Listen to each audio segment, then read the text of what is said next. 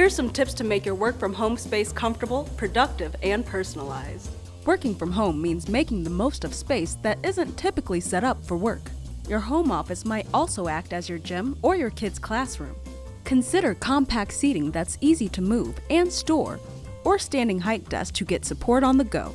Mobile pedestals allow for movable, right-at-hand storage, and tuck away when not in use, perfect for compact spaces. It's a fact that an organized home office allows you to focus on the task at hand. So if your space is limited, vertical storage can help you make the most of it.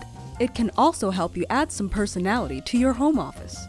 But if your work surface is the problem, a compact L-desk might be a solution. Small returns can take advantage of an underutilized corner while providing extra space. By now, it's obvious that the layout and look of your at-home workspace don't look the exact same as your traditional office. DIY storage and desktop organizers are great for both displaying decor and accommodating working items alike. Remember, a messy desk can lead to a messy mind. So contain that clutter in a way that looks great to you. To learn more and find a style that fits your personality, visit nationalbusinessfurniture.com.